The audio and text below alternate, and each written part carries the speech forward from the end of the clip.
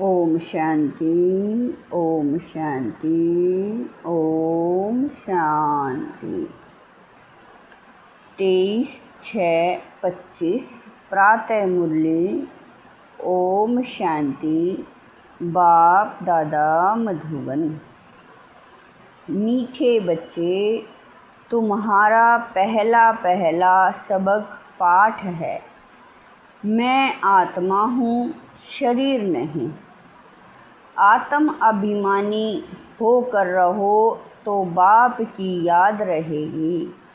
प्रश्न है, तुम बच्चों के पास कौन सा गुप्त खजाना है जो मनुष्यों के पास नहीं है? उत्तर है, तुम्हें भगवान बाप पढ़ाते हैं। उस पढ़ाई की खुशी का गुप्त खजाना तुम्हारे पास है। तुम जानते हो, हम जो पढ़ रहे हैं भविष्य अमर लोक के लिए, न कि इस मृत्यु लोक के लिए।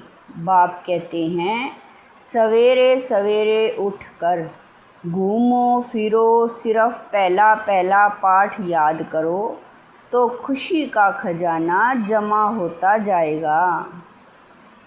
ओम शांति। बाप बच्चों से पूछते हैं, बच्चे आत्म अभिमानी हो बैठे हो? अपने को आत्मा समझ बैठे हो? हम आत्माओं को परमात्मा बाप पढ़ा रहे हैं। बच्चों को यह स्मृति आई है, हम देह नहीं आत्मा हैं। बच्चों को देही अभिमानी बनाने लिए ही मेहनत करनी पड़ती है।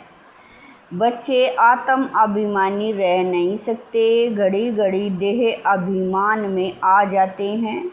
इसीलिए बाबा पूछते हैं, आत्म अभिमानी हो रहते हो?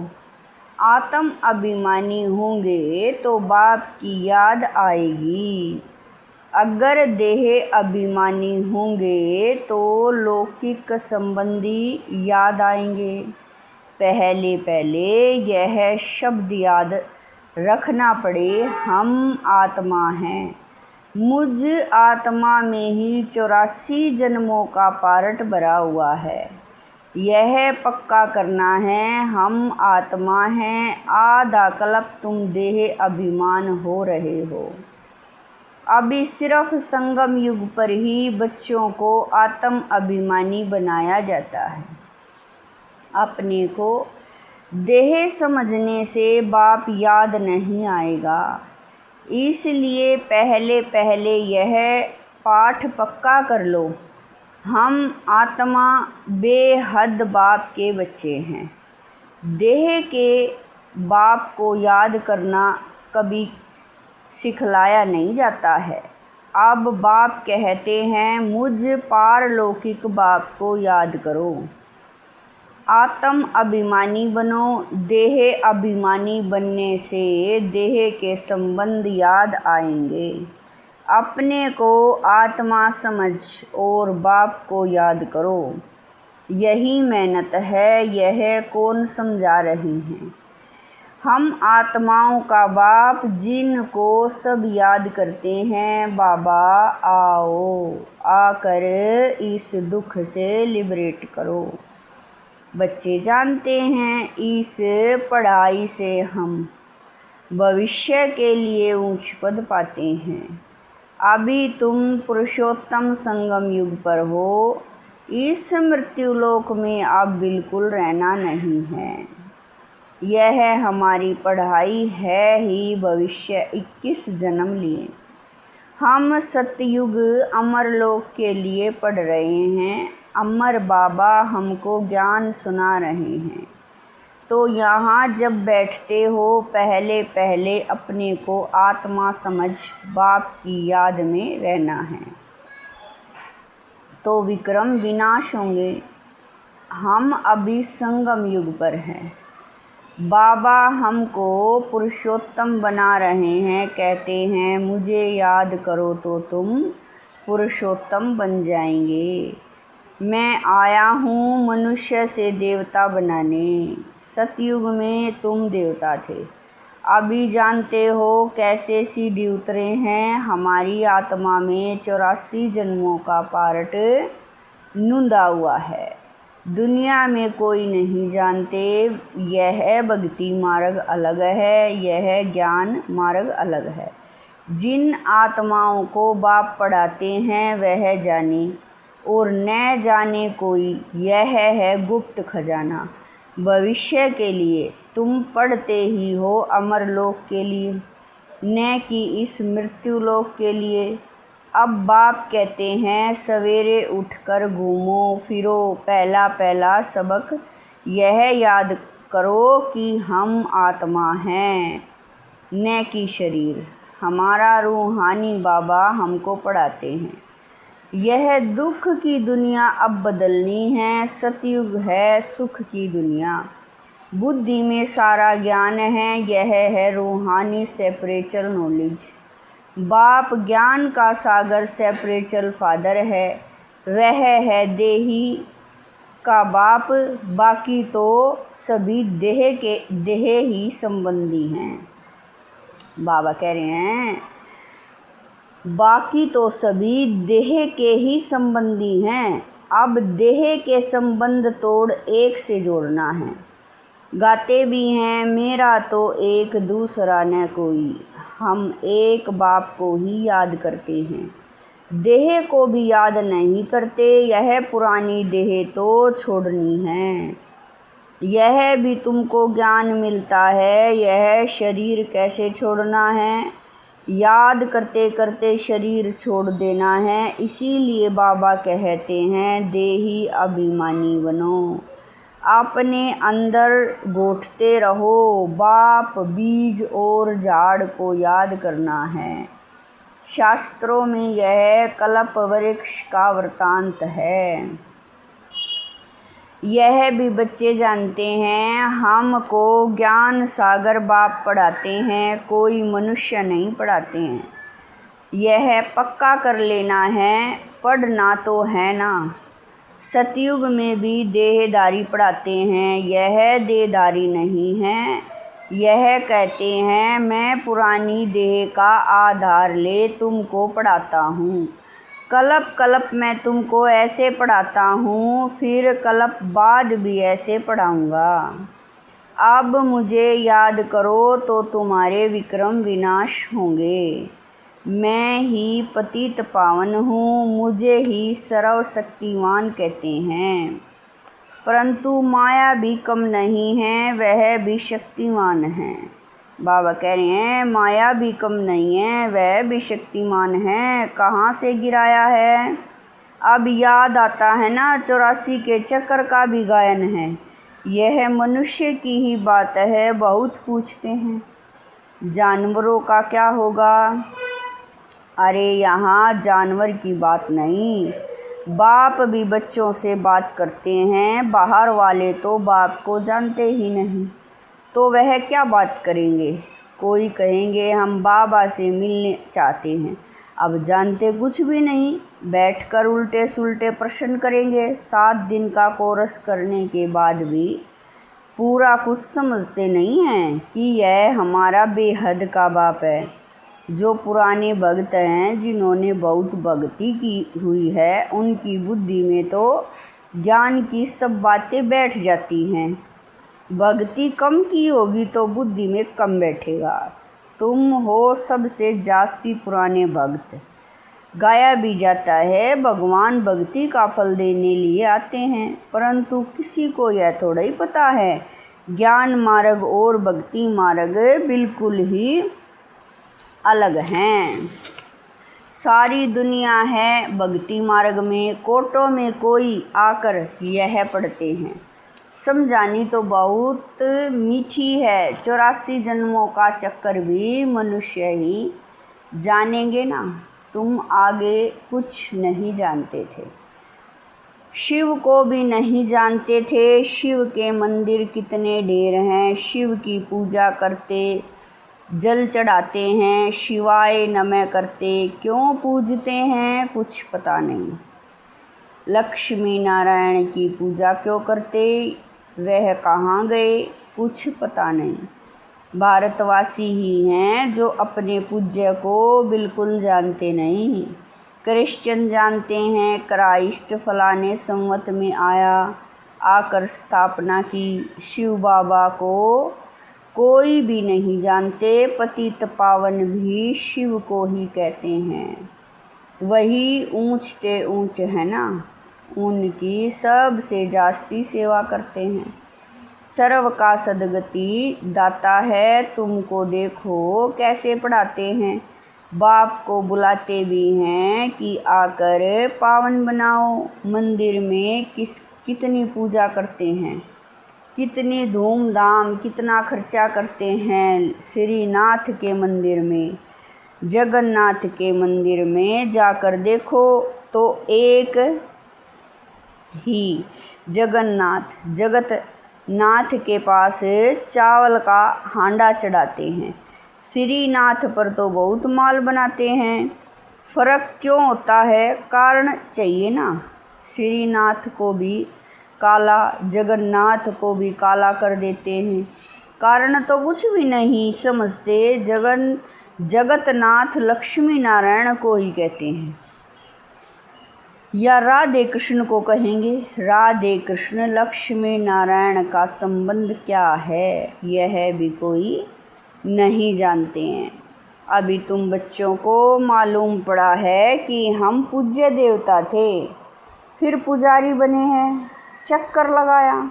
अभी तुम बाबा करें, अभी फिर देवता बनने के लिए हम पढ़ते हैं। यह कोई मनुष्य नहीं पढ़ाते, भगवान वाच है। ज्ञान सागर भी भगवान को कहा जाता है। यहाँ तो भक्ति के सागर बहुत हैं। जो पतित पावन ज्ञान सागर बाप को याद करते हैं, तुम पतित बने फिर पावन जरूर बनना है।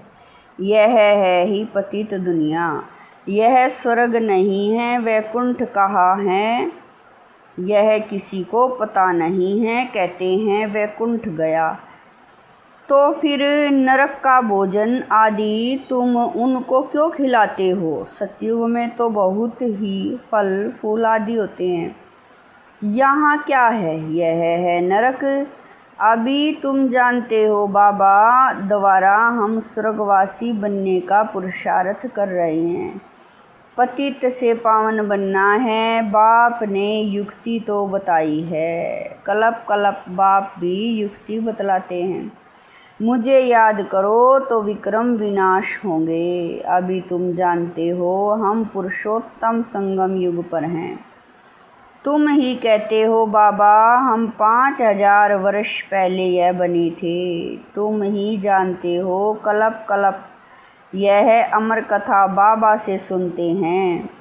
शिव बाबा ही अमरनाथ है, बाकी ऐसे नहीं कि पार्वती को बैठ कथा सुनाते हैं। वह है भक्ति, ज्ञान और भक्ति को तुमने समझा है। ब्राह्मणों का दिन और फिर ब्राह्मणों की रात बाप समझाते हैं। तुम ब्राह्मण हो ना।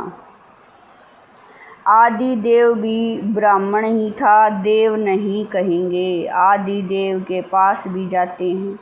देवियों के भी कितने नाम हैं, तुमने सर्विस की है तब तुम्हारा गायन है। भारत जो वाइसलेस था वह फिर विशेष बन जाता है। अभी रावण राज्य है ना। संगम युग पर तुम बच्चे अभी पुरुषोत्तम बनते हो। तुम्हारे पर बृहस्पति की दशा अविनाशी बैठती है, तब तुम अमरपुरी के मालिक बन जाते हो। बाप तुम्हें पढ़ा रहे हैं मनुष्य से देवता बनाने के लिए।